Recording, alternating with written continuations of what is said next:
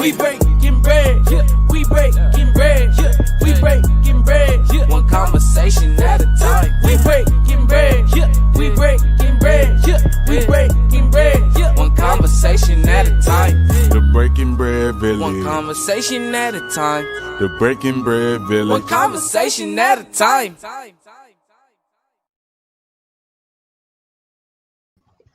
Hey, welcome back to the Breaking Bread Village. I don't know why I feel like I haven't seen or been on here for a while. I know we did a show, I think last week, 2 weeks ago, but it just seems like I've been kind of out of it. So I'm so happy to be kind of back in our routine schedule. And I'm really happy to have this conversation today. This is something that's always been kind of a passion, of mine, talking about, trauma and how to deal with trauma. So I have some friends back today that I wanted to kind of get back with. And we had such a great response from the last show that they were on. So I invited them back. We also did invite Erica, who was also on here with us, but she's not feeling well today. So I really pray that she, gets better, feels better. And I'm so happy that she respected her body, speaking to her and told her to rest. And we respect that and definitely wish her well wishes. So I'm going to go ahead and bring the ladies back on here. Hey, Brienne. Hi. Let's see. Welcome back. Hey, Bianca. Hey. Hey, welcome back. Like I said, I'm really happy to talk about this because this is something that plagues families, generational trauma so much. I mean, we see it constantly in ways that people don't even realize that it is impacting the family unit. And so I'm really happy to talk about this because I think it's really, really serious. And even in today's time right now, it's a lot of things that are happening that are traumatic and impacts our bodies in different ways. So we're going to go ahead and talk about that. So again, welcome back again, and thank you all for being here. I appreciate it. No problem. Thank you. So let's start off with, because for me, growing up in the Christian church, I always heard generational curses. That was always something that was always said, and it was almost kind of given to you as your destiny. Like, this is something that will just be yours. So I want to kind of talk about that because to me, of course, it's the same thing as generational trauma. Just people use different verbiage. But what do you guys think about when people say, generational curses and how it may have impacted you? I mean, if you've ever heard that in your life, as far as oh, you have a generational curse, and how you almost feel like it's your burden, like you have this heaviness, this obligation almost to carry it and just kind of work through it as opposed to breaking it. So Bianca, I'll let you go first. Absolutely. Growing up Black, that you hear this all the time, and it's one of those things that's very scary, daunting, overwhelming, and it's like, wait, what? I'm cursed. I didn't do it. It's a strong word. Yes. Nothing. So, when we talk about generational curses, though, we're talking about more of a concept of traumas that have happened that Black people have never had the space to be able to talk about in a safe way. So we talk about these things, these patterns that happen. Oh, this is normal. What's happened is that we are trying to normalize trauma. We are trying to normalize the expecting of trauma because historically that has been the way that we have functioned. We normalize this trauma, expect that it's going to happen, expect the bad things are going to happen. Here's how you deal with it as a means of survival. Right. What we have is a very unique perspective because the millennial generation is really that first generation to be on that cusp of having that verbal history, but with the exception of the internet coming in and having access to. This is really kind of a generation where we can start questioning things like, well, why do we do this? Why is this happening? Why is this to be expected? And so when we talk about generational curses, that kind of years and centuries of thought patterns can begin to be broken down now, because we can now create a safe space to talk about those things. Big Mama didn't have to talk about it. Gary Dottie didn't have no space to talk about it. It's not you don't talk about this because it's affecting your check, and we can't afford to do that because there's so many other things that are being involved with that. Well, then it was also that thing, and then Brianne, I want you to say your part too. But then it was also that thing on top of that, Bianca, where it was like, what goes on in this house, stay in this house. Don't talk about our business. You know what I mean? It was this idea that was passed on, like, we keep it here, and also this idea that you bring shame or some type of embarrassment if you admit that something was done to you or you were impacted by something. So it was this idea. This is all generally speaking, right. that if you address it or talk about it, that you are now kind of I don't know how, like, what'd you say? It becomes your fault. Yes, and that you're almost exposing something, their weakness or their, and you're kind of like, making them look bad. And it's like, no, this is just something that's hurting me. So, Brianne, go ahead and add your part in that, please. Oh, I was just going to talk about how we have learned, especially as a community, to normalize trauma, so much so where we don't even know when we're being traumatized. And then, like you said about the internet, we see other people outside of our community experiencing these same things. And it's like, oh, snap. So this is happening to you too. This can't be normal. This, and then with the internet, I think it gives us that safe space to talk about things and to air it out and to, talk and process the same things. Yeah. And process through it, because it's like, okay. And like, and you hit something on the head too, Brianne, where it says like, oh, this is happening to someone else too, because a lot of times, especially if you are victims of certain type of abuses, your the predator makes you feel like it's just your issue, your problem, and this is only you going through it. And if you say something, then you'll, look bad or you'll get in trouble and things of that nature. So oftentimes you do feel isolated in certain situations. So that's for sure. Bianca, you want to add something? Yeah, isolation is one of those things that has been kind of ingrained in the Black family for the inception of Black people here in the United States. We started out being isolated and separated from our culture, from our heritage, from our family, from the moment we were enslaved on the continent of Africa and brought over here, because that separation breeds that isolation. So if I feel isolated, I feel by myself, then I am more easily susceptible to whatever else is being said. So we have this idea that you don't say things that are going on. Because think about it, sexual abuse, physical abuse, emotional abuse has been happening to Black people since we came over here. You don't talk about it. It's a way of life. So you don't talk about it. Now, as we continue to grow, we're not as slaves or we're not property. That mentality is still there. You deal with it and don't worry about it. If someone violates you, then we know that it wasn't right, but we're not going to say anything because now that threatens livelihood. Right? Exactly. Yeah, survival. Yeah. Our ability to be able to grow and to be successful. So this is a very dangerous narrative that has been almost twofold. One, it was for survival at one point in time.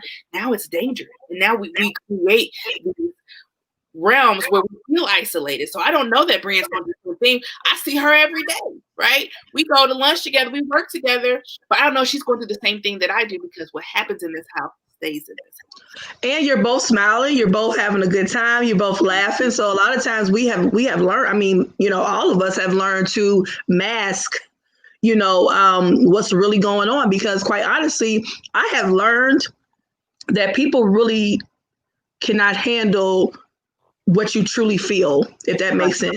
If people ask you, how are you doing today? They really don't want you to talk about how you're doing today. They really don't want to hear it. It's just become something that we kind of say. But sometimes I ask people, do you really want to know? And they, kind of give me this look like, I don't know, because really right now, if you're asking me how I feel and I tell you, you might feel a little heavy afterwards. And then too, I've learned that I have to ask people, do you want to know, are you really ready to receive what I have to say? Because everybody's not in that position or that space at that moment to really handle, so we just say that, we ask that question, but I've learned that people really can't handle the true response at times. So, but what you both are saying is exactly right. I mean, we have learned to suppress while being oppressed, and and that's so many people. I've worked with families of of all backgrounds, of course, that deal with different traumas, and it's just so interesting because when you have a person in a certain community or culture and they feel like this is normal, when you take them out of that, right? And I'm going to just give an example, and this is on a smaller scale. I grew up in Cincinnati, and I mean, it's a city, whatever the streets are, however they are. And then when I moved where I am now, where they come and they like clean the streets and they do all this stuff, I'm like, oh, this is nice. But it wasn't until I went back to Cincinnati after living here for a little while, and I looked at sometimes how dirty some streets were where I grew up, where I didn't realize it was really dirty because that's just what I knew every day, right? I didn't realize that. And that's not, and I'm not saying that in a negative sense. I'm just saying that when you are in a certain environment, when you're taken out of that environment and then put back into it, and when I say that, I mean like your eyes have been opened. When you see it, it's like, whoa, I didn't realize I was in this. You get what I'm saying? So oftentimes that happens too, where we're traumatized in a way where we don't even realize we are because it's just what it is. People don't understand. You hit the nail on the head where we, and especially as I would say Black and I would say even say some indigenous peoples, is that we don't even recognize what trauma really is because it's normal. It's day-to-day life. Yeah. I use the example of, the little girl who's, 9 years old now, and she grew up knowing her mom telling her, you don't go out at night. You don't go out at night. The night is bad. Because her mom told her, you don't go out at night. The night is bad. Because her mom told her, you don't go out at night because the night is bad. But we're not explaining why the night is bad. But what happened is 3 generations ago, great grandma was raped in the middle of the night. Okay. And now that's a trauma. So we learn in order to protect those, we have to instill fear. And this is the idea that fear creates change. Well, what it does, it creates a traumatic environment. And so that we get so ingrained, we get so aware that it becomes normal. It's an everyday thing to live everyday thing. So when we have peace now seems weird. It seems weird, and we run from it, and we're scared. Yeah, girl, look. Are you taking an offering? No, okay. That's real. That is real talk. You see it so often with men and women, or people who get into relationships, right? When they are so used to having just anger and abuse and yelling. When they get into a relationship with a person that's calm, they think something's wrong with that person. Like, what's wrong with you? Why are you not hitting me, or why are you not yelling at me? And it's real. People say, well, that's dumb. Why would you think that? People don't understand how we get conditioned when we are in certain environments. So that's real what you said. I mean, that's when you got that peace. And I'm gonna say it, and I can give this example too on a smaller scale. When I moved here, it's very quiet. It's a little bit more rural.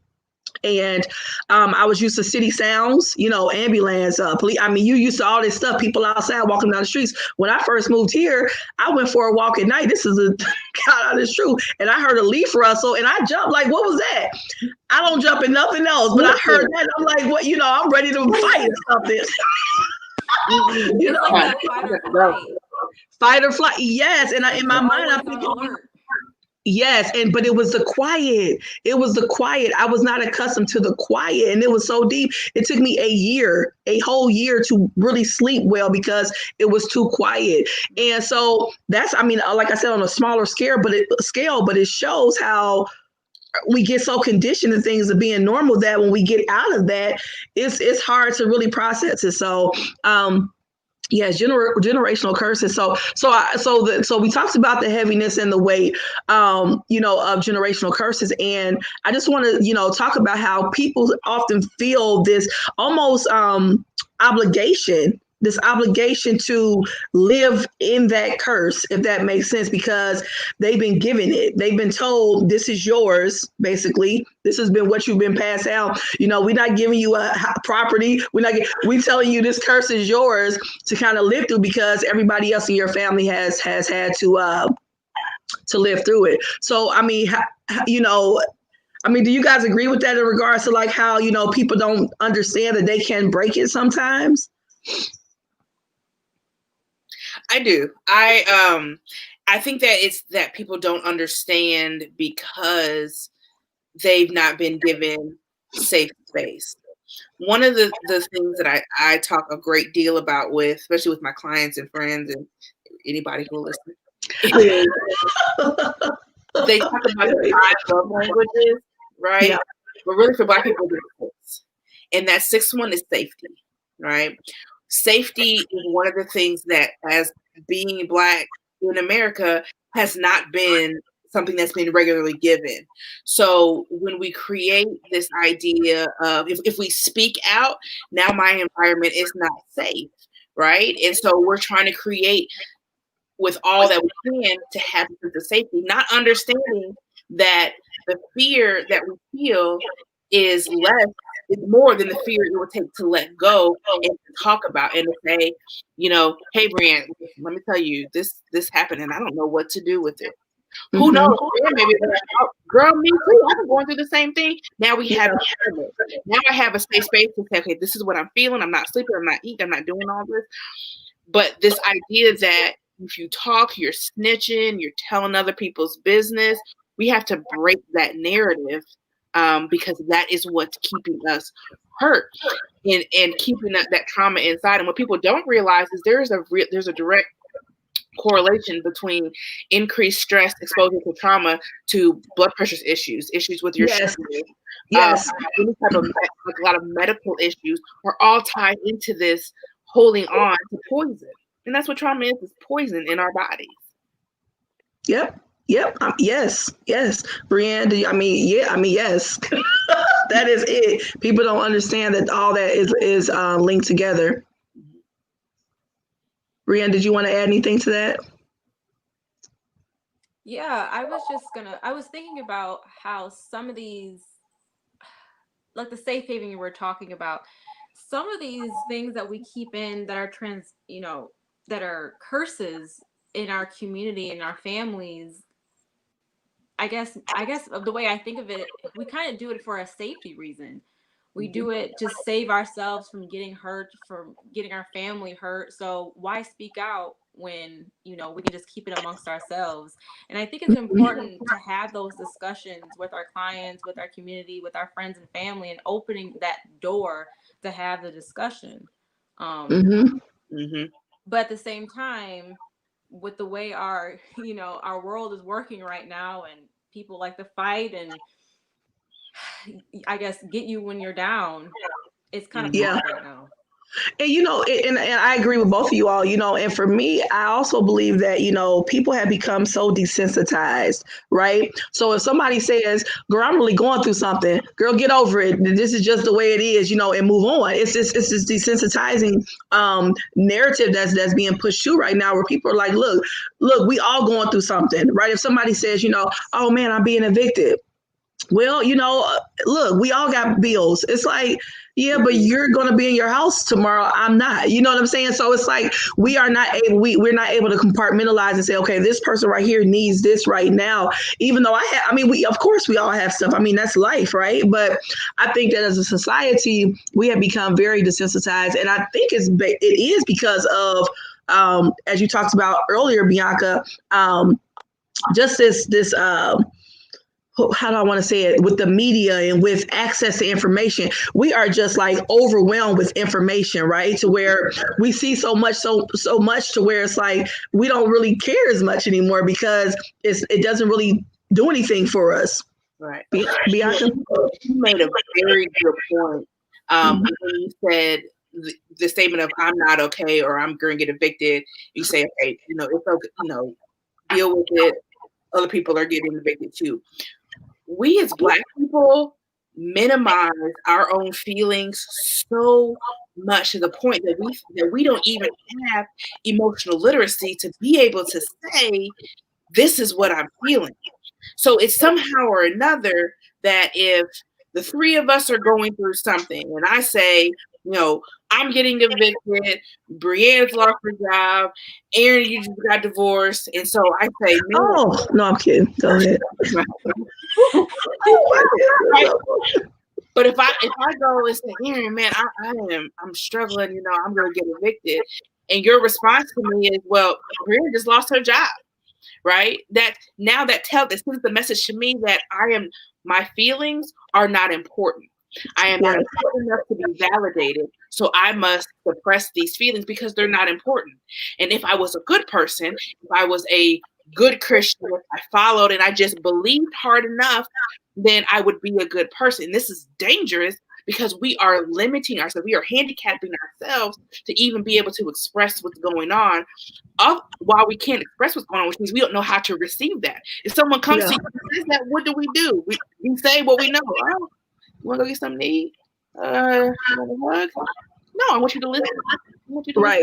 I want you to be available, in this space. And that's so true. And I think that, and throughout history, certain groups of people have been taught that you don't matter, right? Like what you're going through doesn't matter, or that you created this situation for yourself. So just deal with it. So I think that we also take in, and that goes back to this generational trauma, and which leads me to transgenerational and intergenerational trauma. When I looked this up, I'm really into trauma, if that makes sense, trying to help people work through it and things of that nature. Even myself, of course, things that I didn't realize that I was traumatized by, even as a child. And, you have to work through that and kind of,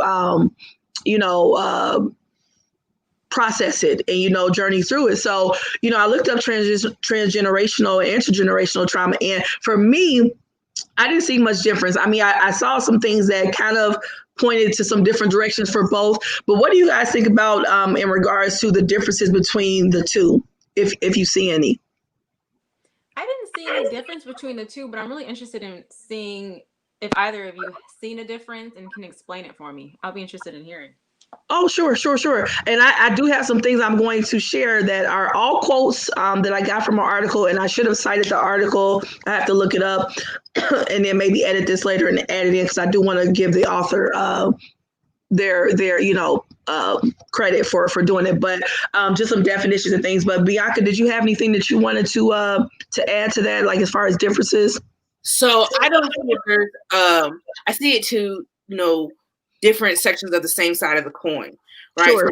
So about transgenerational, intergenerational trauma, we're talking about essentially historical trauma, right?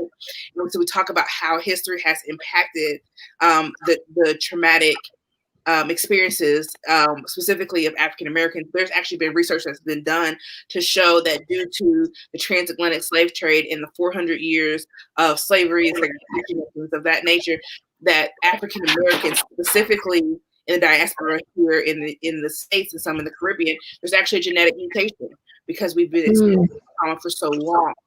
And so when we talk about this too, the way that I interpret it, and I'm interested to hear if it's different, is that it's one talks about the historical trauma and one talks about the lasting effects of the trauma, which really you can't have one without the other, right? Right, so right.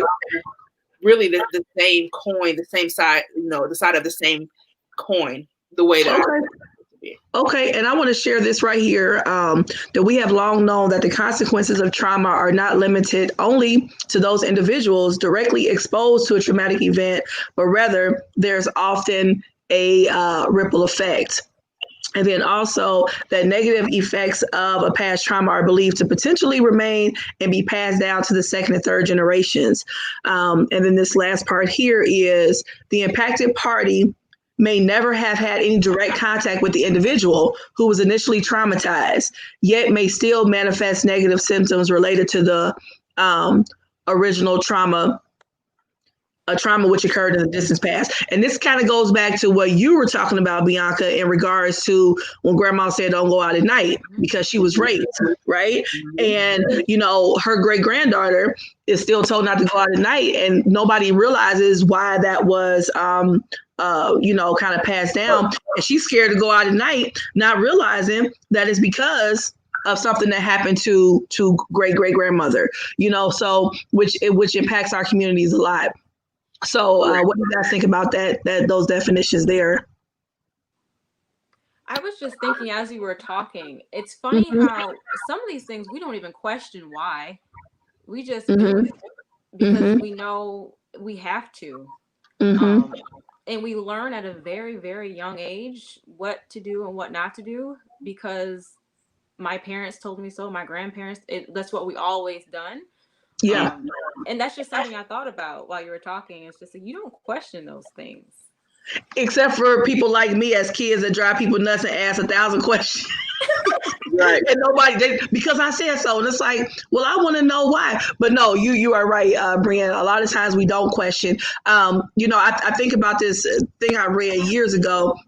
And it was talking about a family that was cooking Thanksgiving dinner, and they did some weird things to the turkey.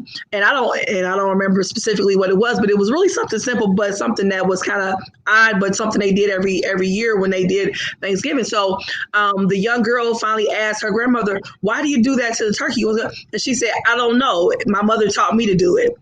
So it just reminded me of that's how we do often in our lives. Like you said, Brian, we just do stuff because this is what's been taught. And we don't realize that the impact that it had on somebody else in our family lineage that, is the reason why we are manifesting this today because of something that happened to them in the past. And I mean, especially when it comes to,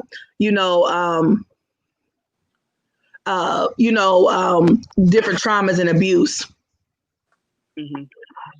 I think you're right, and as it talks about, like I said, talk about ones about the lasting effects, and you're right. We've never questioned. We've been taught because kids don't question grown folks, right? Right. We're not allowed to. Yeah, people aren't allowed to. Yeah. Right. You say in a kid's place, you don't do those things, and I think that creates a level of order because you questioning someone in 2021 versus as a kid versus question someone in 1954, you're going to get a different response.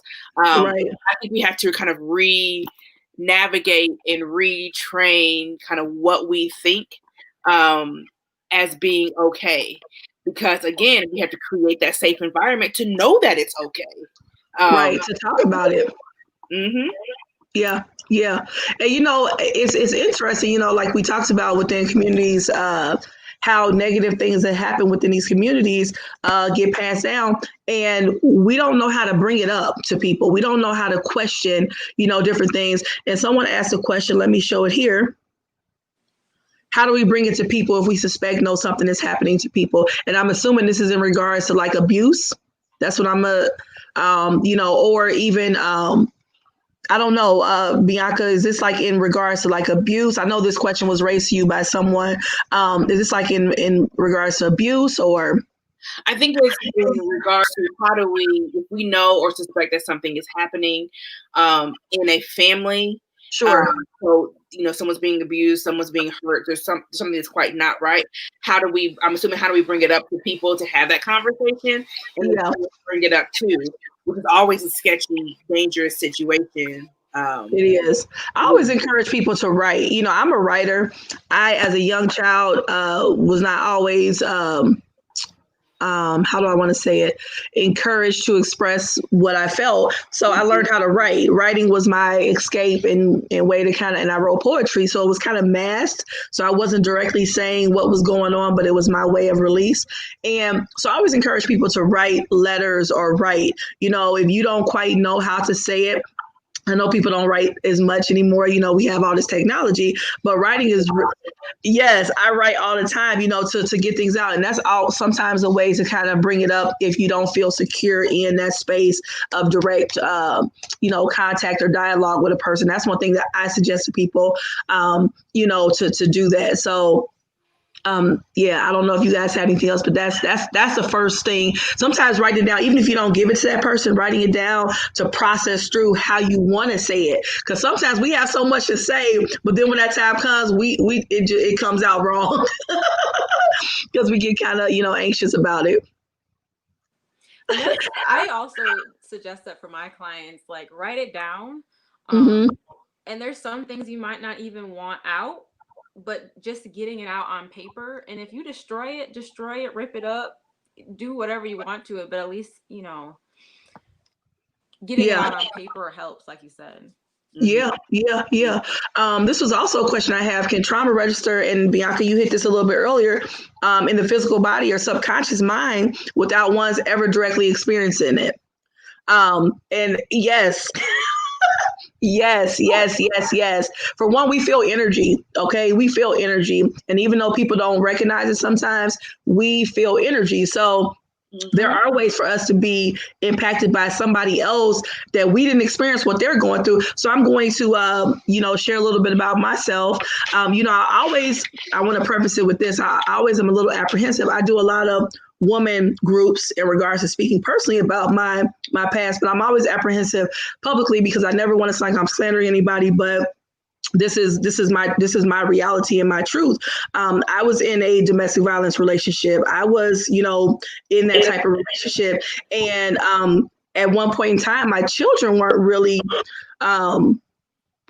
abused as like that, but they felt the residual effects of what I went through, and eventually things progressed. But that to me is an example of how somebody else can be physically, impacted by somebody else's trauma. When they see you hurting, they see you pain, they see you, whatever, they feel that energy. Now they're scared when they hear a voice because you're scared because you hear a voice coming. It's the same type of thing. In my opinion, that's how, sometimes our bodies can be, impacted by somebody else's direct trauma, and you are getting the kind of like residual effects of it. Mm-hmm.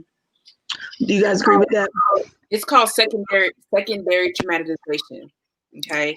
Which means that you don't have to have experienced it in order to be traumatized by it. And it's a very real thing.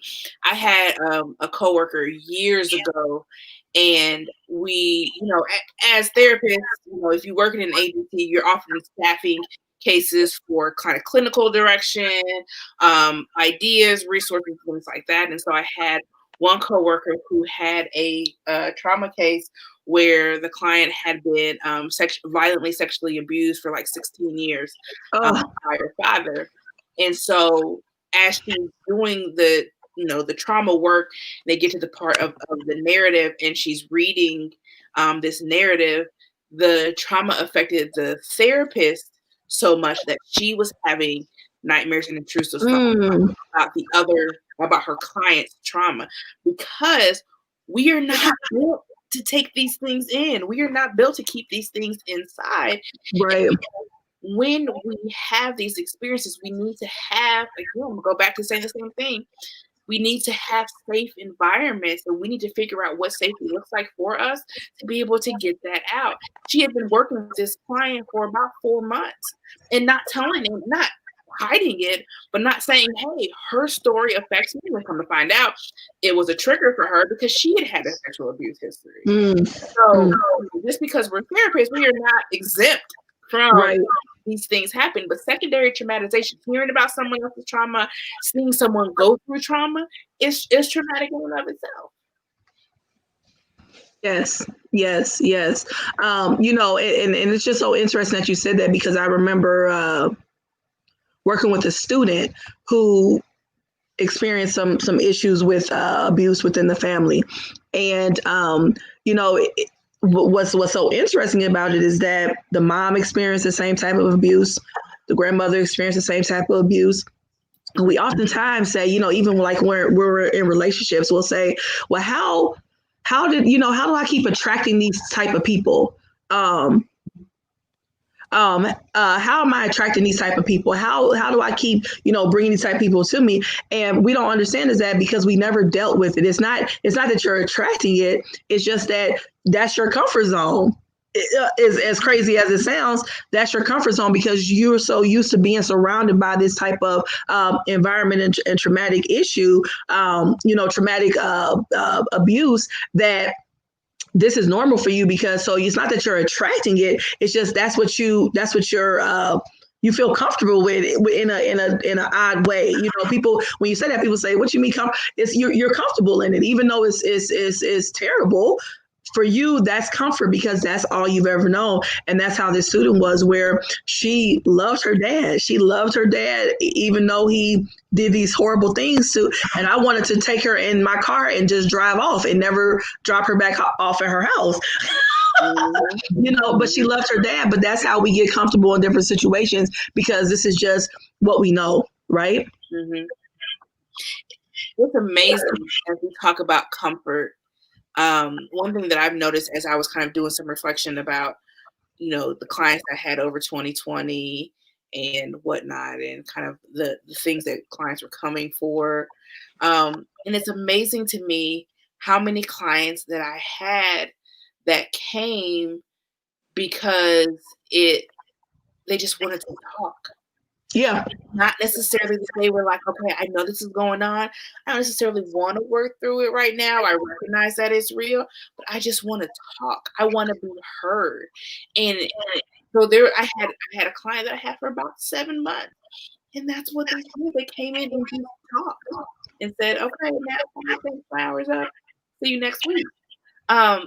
Because the idea of being safe to express those things is such a strange concept, and not a lot of people have that idea of what does safety mean to me and how do I create that. Yeah. It's just interesting to me. No, it is. And we all need that. Like you said, Bianca, we all need those spaces. You know, it's interesting because even as parents, you know, or friends or aunts, uncles, whatever, you know, whatever capacity we play in people's lives, we need to be able to, sorry, hold on. Give me 1 second. Sorry.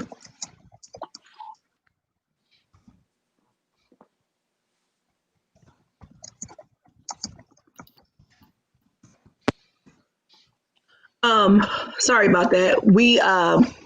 Oh shoot, I lost my train of thought.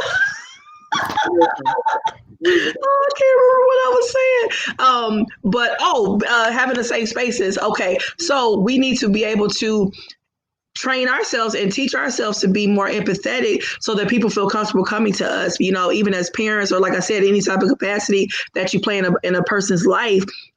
You know, sometimes when people say, okay, they bring the trouble to you, right? If they got in trouble or if something happened, our first response is a fuss or, you know, go crazy. And sometimes we have to be able to say, okay, let's deal with this first.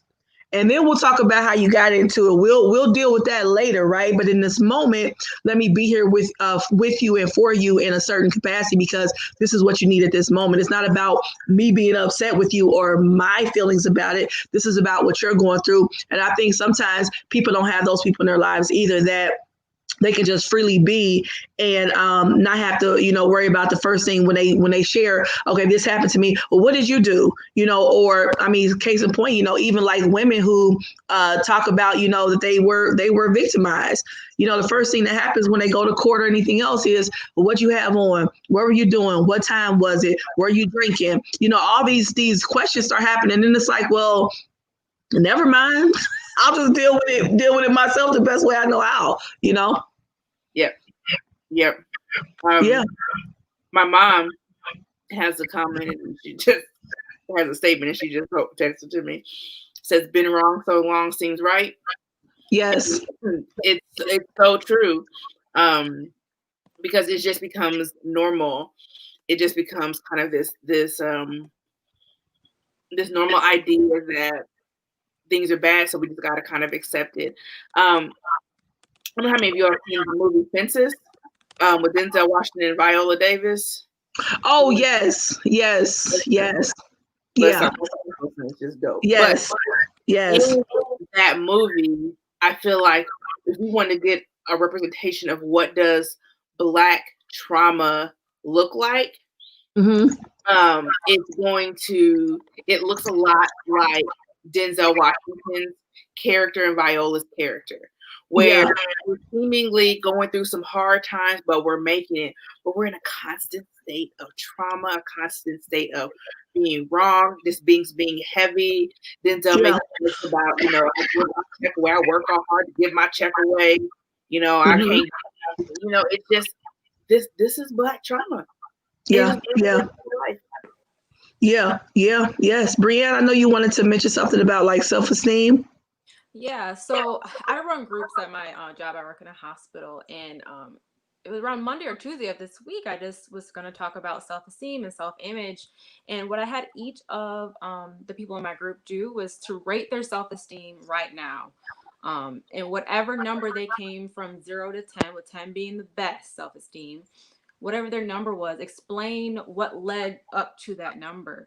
And I had a few of them like give 3s and 4s, and a lot of their reasoning was traumatic passes. And I had one particular patient that was like, my mother was just not a nice person to me my whole entire life, and I didn't understand why. And she said she spent all her college years in psychology classes and trying to understand. And it kind of made me think about how, your past and past traumas shape you.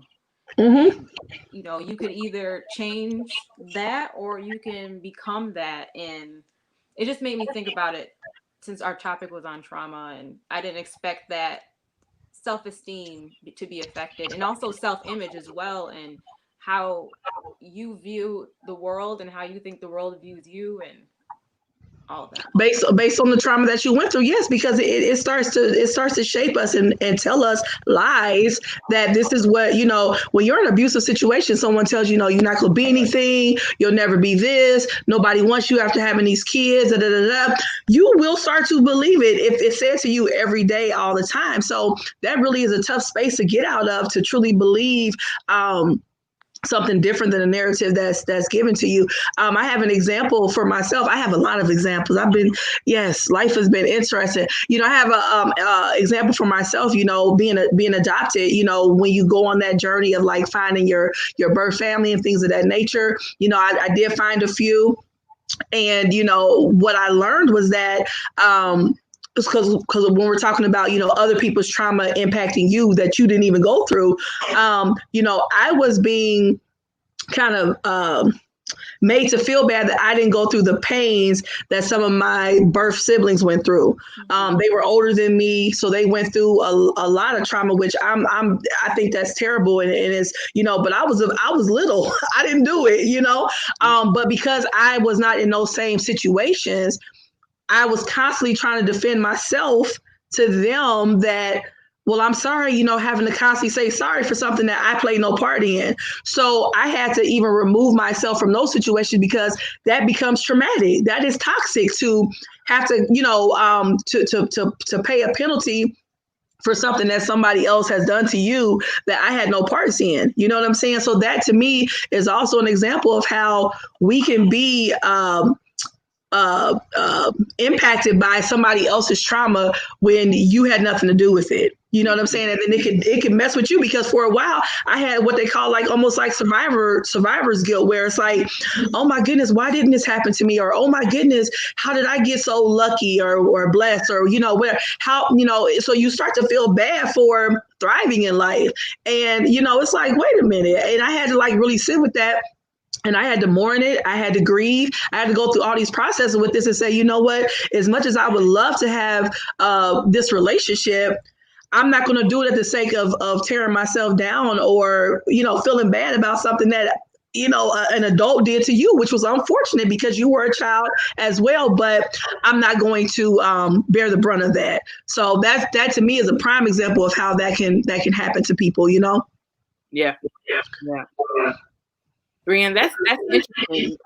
As you were talking about kind of how they see themselves and rating themselves within group, right? So within group, you created that space for them.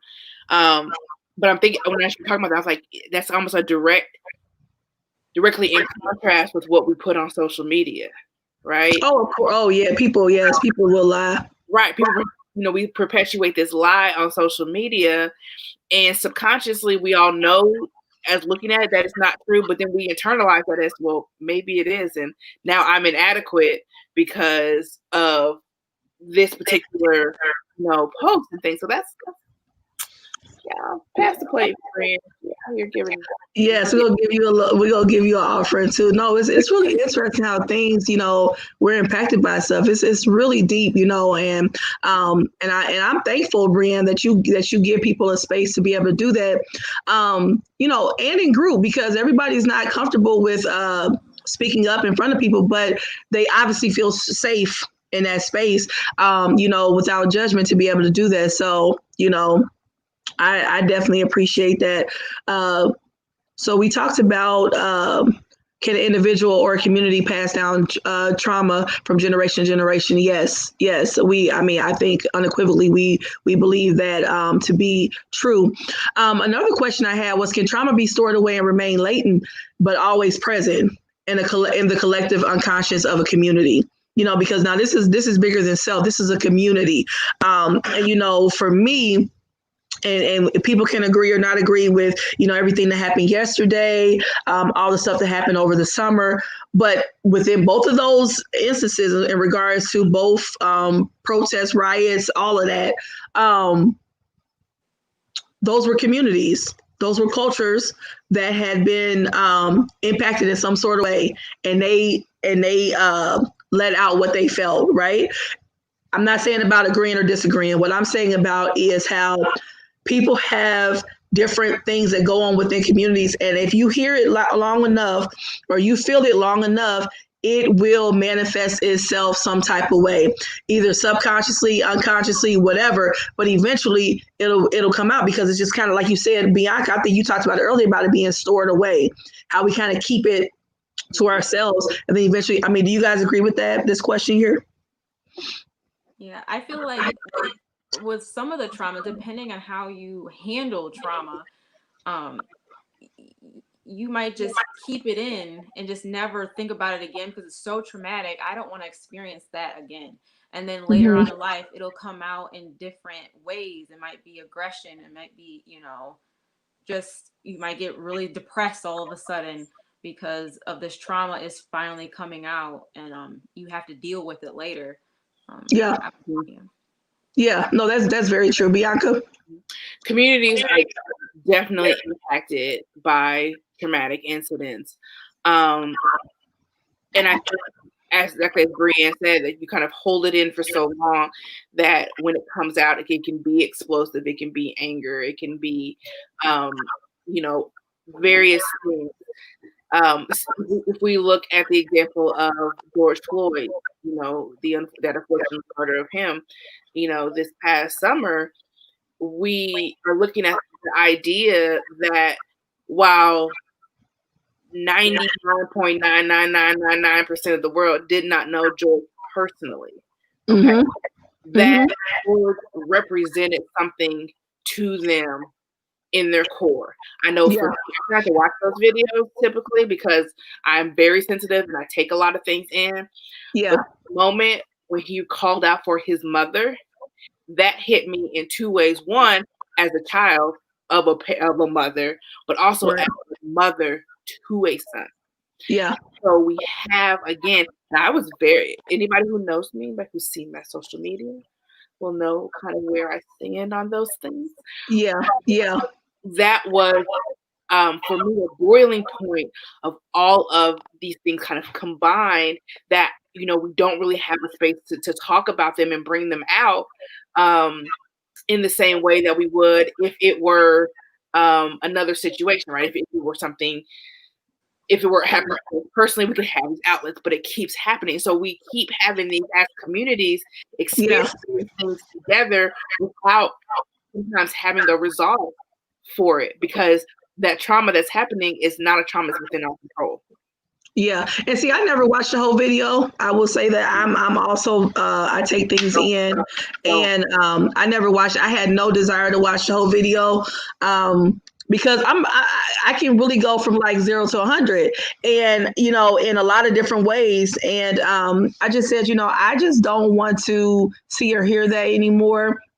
I was just kind of over it. But again, that's that kind of sometimes, protecting your peace. Because it's like, I don't want to go out and be hating people or be just overly angry without being able to process why I am at that moment. So like, I don't want to hear it. And I know people said he called it. I never heard it because I have 4 sons. And that just like hit me to my core enough to know that he said that.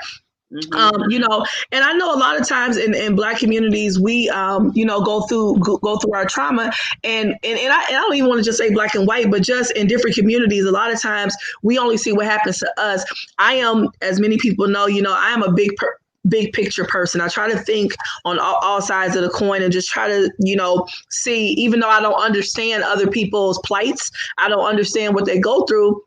Different communities believe that they are, going through different things. And if you agree with it or not, it still comes to a head. And I think that's part of what we saw yesterday. I'm just going to keep it real. I think that's part of what we saw yesterday is that even though, I may not agree with it, I still have to recognize as the person that I am that came from some place. That was some type of manifestation of something that people believed was happening to them, and that's how they responded. But what's so interesting to me is that even though I'm able to see both sides, a lot of people are not. So the same people will say, from what happened in the summer, I don't understand why you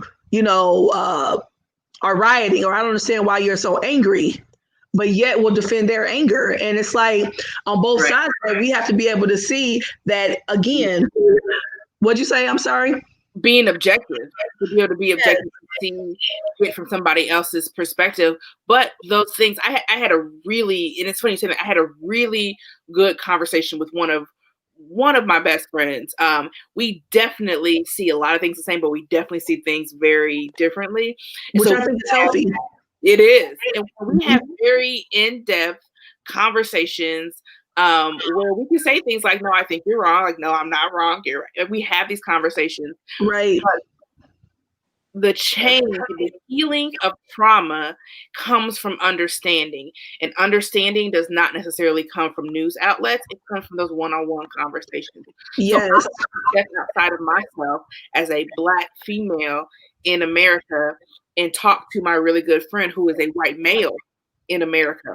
We have same age, same socioeconomic status, lots of same interests and things, but we have 2 very different lived experiences. And what I realized in the midst of this conversation is neither one of us is right and neither one of us is wrong, but we have to be able to have those conversations to be able to hear what is someone's experience. And when we're dealing with trauma isn't the same for everybody. Trauma is just an event that happens to impact life domain. So what's traumatic for me may not be traumatic for you, but it doesn't make your trauma any less significant. And we have to stop selling that narrative. We have to stop that. We have to stop. I'm sorry to cut you, but we have to stop that. We have to stop telling people that and discounting and dismissing what people are going through just because it doesn't. Look, there's certain, like, okay, I'm just gonna say it. When people say nigger, that don't do nothing to me. I'm gonna tell you, it doesn't do anything to me because I'm not that, right? I'm a person that lives in my present, and I'm saying, look, I am a beautiful mocha goddess queen that is rocking all of this. So when people say things like that, it doesn't impact me. Now, I'm not going to say to somebody else that if they get called a nigger and they get upset about it, that they shouldn't be upset. It's for me. I don't care because I don't allow the words that you're saying to put anything that has no basis on me. But I had to get to that point because there was a day that I would turn my car around and be like, what did you say? What did you say? Hey, what did you say? Because to me, a lot of that goes back to ego too, but that's something else we can talk about another time, because it's like, how dare you speak to me? Like, who do you think you are to talk to me that way? But I got past that because I'm like, wait a minute. They mean nothing to me. They have no power over me. And the fact that they have to deflect something like that onto me says something about themselves. So, hey, I wish you well, and I hope you work through that, but that has nothing to do with me. So I like that you said that because it's true. And we have to stop saying that just because something doesn't, impact us, that person has to be quiet about what they feel, because that's not cool, and that's why people don't share, because we discount them. Brianne, did you have anything to say about that? Because we just going. No, I was just gonna agree. Having those healthy conversations, you can agree to disagree, but having that conversation is important because right now at this point we aren't having a conversation, we're fighting. And it's okay to disagree on some points, but who knows, by the end of the conversation you might come to a middle, agreement and learn something from one another. So I think it's important. And I think it should start now rather than later. Yes, because right now, what's the hot topics that people are upset about? Of course, it's red versus blue, gang. I call it gang stuff with the different parties, and then we have the vaccine is something that people are mad at each other about and have turned on each other about. And it's this idea that we don't want to hear each other out, and that my way is the right way. And a lot of stuff, and I know people don't want to agree with this, but a lot of that stems from fear. We have fears, and people see fear as this negative word. I'm not afraid. Well, you are afraid. There are things that you're afraid of. You may want to do this for yourself because you don't want to get sick. You have a fear of getting sick. You have a fear of, getting your mother sick or your father. It's a fear. It's not that you are weak. It's just a reality. You know what I'm saying? So we have to learn how to hear each other and not always say, well, this is what I feel and this is right, and what you feel is not right because it's not what I feel. Even with this whole thing with the blue versus red, it's so interesting, these sides, how we don't even understand. I was talking to a Democrat the other day, and I said, do you understand that you sound just like the Republican you said you hate, because you're saying the same thing just for your side, because you feel like your side is right. So it's this idea that we aren't even able to process that, you know what I'm saying, that we are doing the exact same thing we claim that we don't like. Does that make, you don't see, and that's a trauma. Go ahead, Bianca, go ahead. No, that's absolutely correct. So my best friend's husband and I had a conversation one day, just kind of talk about a lot of different things, mental health, racial politics, all kinds of things. And one of the things that he made note of, and it really kind of stuck with me, is that I was going on in a spirited conversation. I'm spirited too. that I had. And I couldn't understand why the group that I was talking to didn't understand what I was saying. And he was basically like, it's because of who's saying it. And I was like, I got an attitude. What do you mean? It's because of who said it. Right.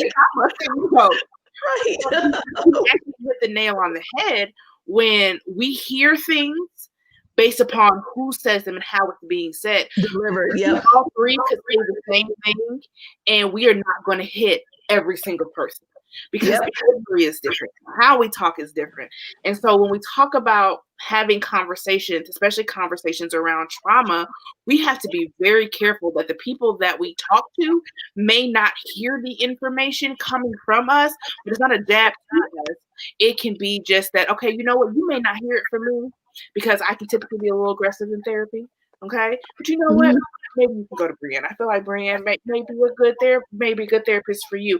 And it doesn't mean that I'm bad at what I do. We're at what we do. It's just we hit because we hear differently based upon who is giving that message. That is so true. And that's one thing. And especially, I know you all know it as being therapists. When I work with children or young people or even adults, I have to really, because I talk fast, my brain moves 1,000. I think all the time. So sometimes when things come out, I have to process it because I talk very fast and I'm very passionate about what I have to say. So it just comes out and people are like, oh my God, that's so aggressive. And I'm like, no, I really just love you. And I just want you to know it, And I get really, really aggressive. They see it as that. So I learned that I have to talk slower. I have to be more purposeful with my words. I have to talk kind of like this because I don't want to be the reason why they shut down or not hear what I have to say. Because, when you think about it, if you're dealing with a child or an adult that dealt with abuse, physical, mental, emotional, any of that, and they're used to people yelling or kind of being in their face, right? If I come at you, even though I love you and I really just want to help you out, if it comes across as if I'm being aggressive, you may instantly shut down because it's like, look, it's a trigger. It's subconsciously, even though you really want to hear me because you love me. I mean, because I've had they really want to be near me, but something happens within their body, their chemical, like it's like boop, they shut down because I'm reminding them of a situation. So I have to really be careful with that because I never want to be the reason why they can't hear the good that I have and the love that I have based on just a small thing is in regards to like personality or delivery. You know what I'm saying? And Brianne, you do have more of a kind of how do I want to say it? Just like you have a real calm voice, which is really, it's so calming, which is good. And that's why we all need each other. This goes back to community, man, because it's important because like you said, Bianca, if you sit down with somebody for their consultation or, that first assessment and you kind of can vibe some things out, you may be able to say, you know what, I really know what you need, or I think what you need, maybe I want to suggest that you go to my sister friend, Brianne. I think you guys will be very compatible. I think you all will kind of vibe off each other. That's important for us to get past ego and like being able to take all the cookies. We have to be able to give some cookies out and say, you know what, because the ultimate goal is helping, right? That's what we do. What we do is to help people. And if we can get to a certain level of being able to let go of some things and seeing the big picture, that's how we help people. You know what I'm saying? Yep. I just want to share this too real quick with you guys. I know we're getting close to time. Sometimes I don't pay attention to it. It gets so good to me. It just gets so good. What causes, I meant to put causes intergenerational trauma. But one thing that I found when I looked up this is really kind of cool in regards to that is, enslavement, not cool and like a good thing, but I'm saying this helped me kind of shed more light on what it meant. Enslavement, genocide, domestic violence, sexual abuse, and extreme poverty. That's one thing that I really want to talk about was extreme poverty. I remember I had a conversation with a girl that her and I come from totally different backgrounds. I love her to death, but we are totally different in regards to how we see things. And we were looking at something on the news and it said that somebody had broken into a car or something like that. This was years ago. And I remember she was so disgusted that somebody had done that. And she said, what makes people, break in the car? What makes them think that? I said, have you ever been hungry? Mm-hmm. Have you ever watched your children be hungry? I said, have you ever, I don't know. I mean, just has that ever happened to you where the lights are out and it's cold, no heat in the winter? Has that ever happened to you? And I knew it didn't because I knew how she was raised and things. So I asked the question though to help her kind of understand that. Now, of course, we know people just grimy. Some people are grimy and they do what they do. But there are a lot of people that when we go back to survival, people do things to survive. And if you've never been through that, I always encourage people not to really judge people that do things, because when you're in that desperate situation, some people will do something they never thought they would do. It's women that you talk to that, are in prostitution or, different things of that nature. And they didn't grow up saying, I want to be a prostitute. I mean, some people nowadays, some women, that's their goal, but that's a whole nother story. But most people don't grow up thinking that, but in that moment, it's like, this is what, and then when you do research and especially women that's in prostitution, a lot of them were sexually abused and they learn at a very early age that this can get what you want. This can get you what you want. So anyway, I just always encourage people to really understand extreme poverty because that plays a big part in trauma in our communities as well. Would you guys agree? Yep. Absolutely. You mentioned hunger when you talk about extreme poverty, and there's research that shows that when you are malnourished or you're not getting enough nutrients in your diet, that it affects the way that the neurons fire in your brain. So you're literally not even thinking correctly because you're hungry. And in a country that is so wealthy as a nation, anyone struggling with hunger is beyond me. To me. Yeah, it's beyond me. I just, the selfishness and greed and that's a whole nother conversation. It's just exhausting that people don't care about other people. Yeah, I know. I'm like, that's a whole nother thing because it's so true. People don't understand extreme poverty and how it plays in trauma. How because that's one thing I want to share with people too was with transitional trauma. I was reading that it falls under three N's: the nature, nurture, and a lot of things like different classes I've gone to. They always talk about the nature versus nurture, right? I mean, you guys are familiar with that nature, nurture, and the narrative, what's being spun, and that goes back to what you were talking about, Bianca. How things sometimes in family structures you just get told something over and over again that don't talk to that uncle, don't talk to him, don't talk to him. Nobody ever knows why you don't talk to him, right? You just say, yeah, you don't know why. It's just being told to you over and over again. So you like, okay, I'm not gonna talk to that uncle, not realizing what he did years ago or what happened to him that caused him to be a certain type of way, which impacted somebody else. It's deep, man. When things happen to people as children, they go down a certain a different path in life, and then people say just stay away from them, they crazy, or just stay away from them, they have problems, never explaining that they were traumatized themselves, and nobody ever tried to heal within the family. It just gets pushed under the rug, and I get so sick of that in families where nobody wants to acknowledge what's going on. It's like, hello, and everybody knows it. Everybody knows what's happening. I mean, it's not like a secret. Everybody, but nobody actually talks or verbalizes it, which is just crazy to me. I mean, do you agree, Brianne? It's just, that's one thing that just drives me insane. It's definitely the elephant in the room, and no I one understand it. acknowledging what the issue is. And I think we have already talked about it. It's a lot of the afraid of other people knowing, and let's just keep it swept underneath the rug, and hopefully no one notices it. And is it a thing where we feel like it makes us look less than like what is it? I mean, of course this is generally speaking, but what is it that causes us to feel like is it afraid of being judged? Is it afraid of not looking like you have it 100% together? Because I remember growing up in church, everybody came in with a top. I mean, you had your outfit on, your hair was done, your this was that, and everybody just looked perfect, right? And everybody was happy because they was at church and all this kind of stuff.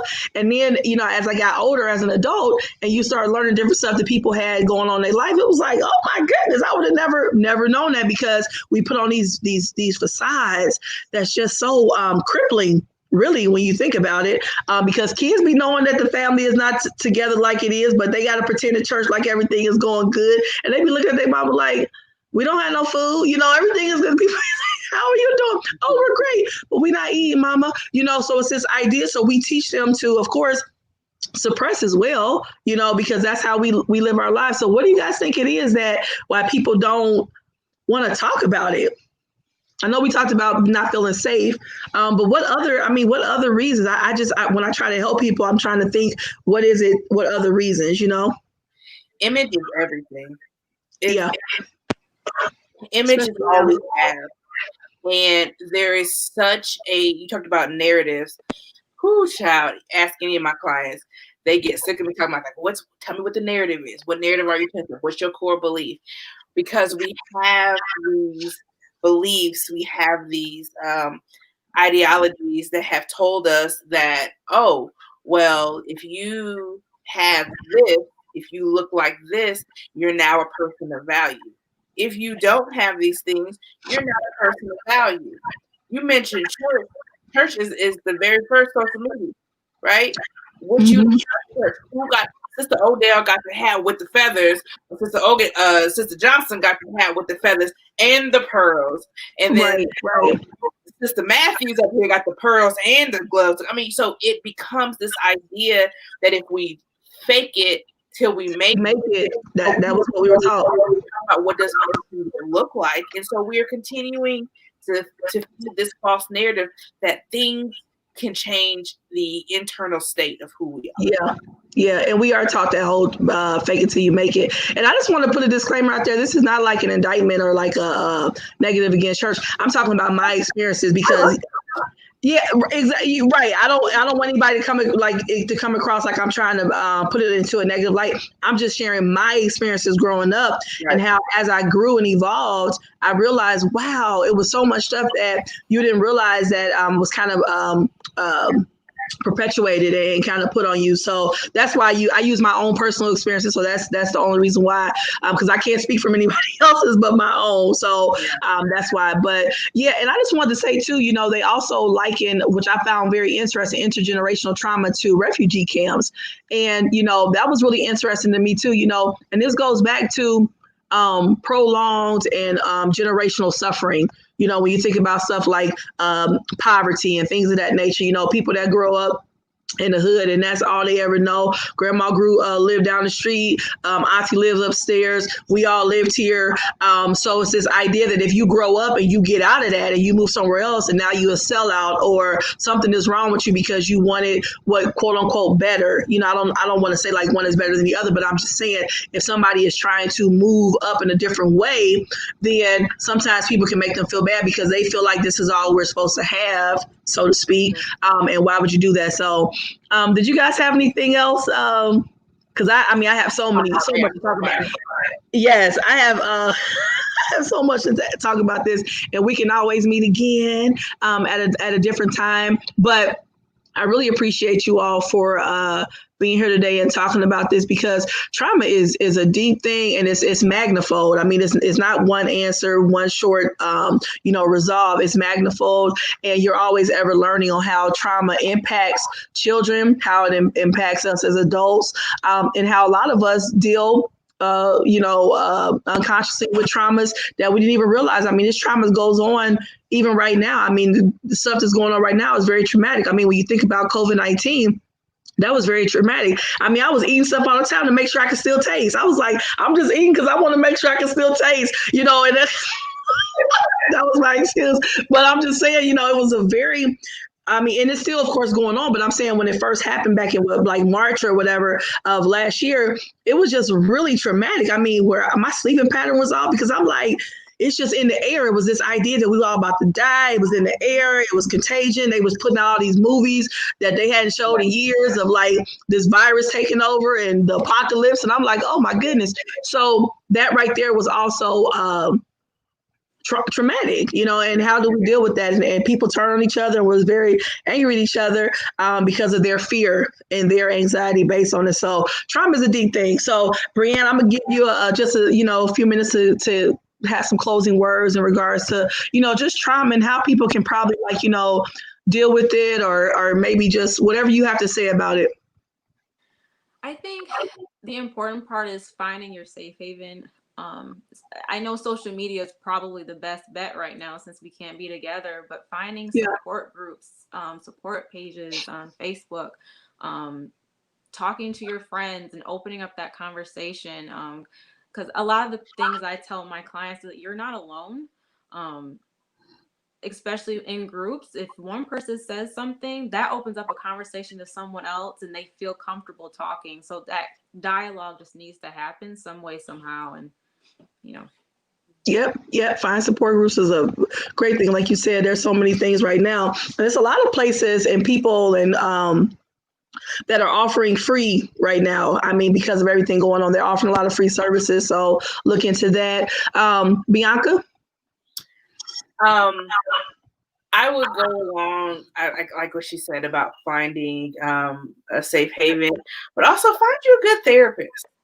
There are so many more options out here now that we have. There are so many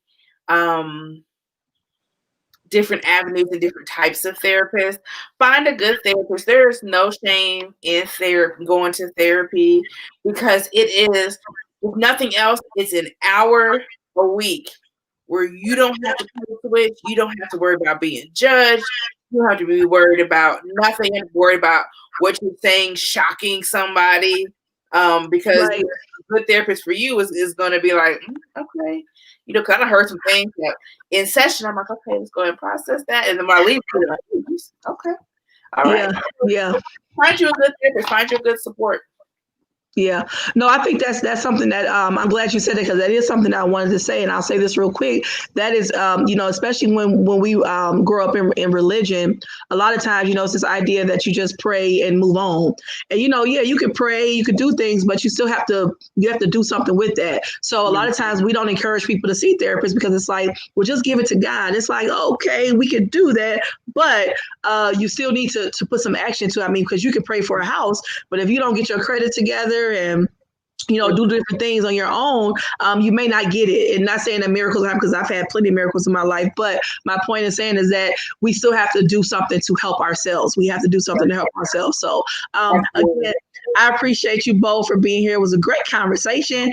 I love this. I love talking about healing people and helping people and just being real. Like all this whole facade stuff, there's people out here hurting. Right? People are hurting and we have to help the best way we can and help each other. And I love a good sisterhood and, community. So that's awesome as well. And again, we wish Erica, to feel better. I really miss having her here today. She comes from a different perspective and experience. So I love having all that together, but we wish her well. So again, you guys have a great evening and I love you both. And I appreciate you both for being here from the bottom of my heart. So you all have a good night. You too.